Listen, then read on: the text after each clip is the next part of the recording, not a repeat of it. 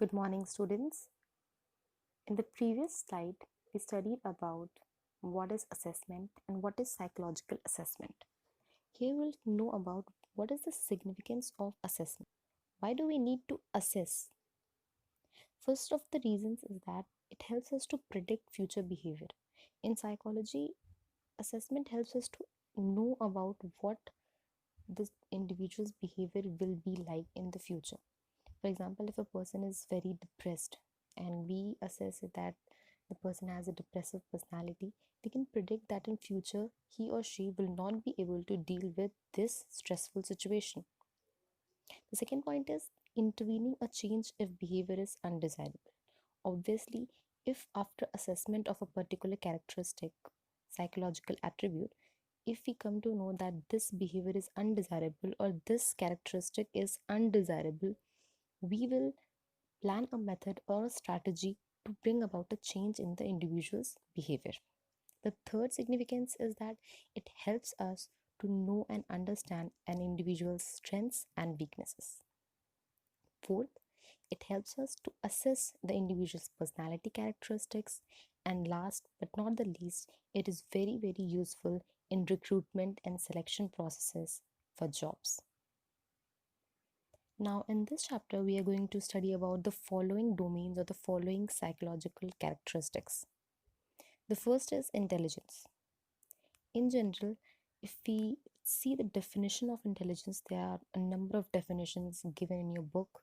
You can learn any one of them, but the most used definition of intelligence is it is the global capacity to understand the world, think rationally, and use the resources effectively. So basically, intelligence is your ability to understand the world around you, your ability to solve the problems, your ability to deal with the environment, your ability to actually face the challenges and solve the problems that come into your life. Second domain which we're going to study about is aptitude. Aptitude refers to the underlying potential of acquiring skills with training. Aptitude in general is very important for a person's job. For example, if you have an aptitude for learning a particular skill, then only a job is fit for you. For example, if a person is very good in English and he or she has the aptitude of language, then only he will be able to be successful in jobs related to journalism or English speaking or HR, etc. So, aptitude is actually your ability, your potential to acquire a particular skill. Next is interest, very much related to and interdependent on aptitude, as we all know that interest is something, a preference of something. For example, you may be having an interest in dancing rather than singing. So, your preference of a particular activity relative to another activity. Aptitude and interest go hand in hand. If you have an aptitude for something and if you do not have interest in something, that job will not be preferable for you. So both these aptitude and interest are very important in deciding our career. Next domain or psychological attribute is of personality.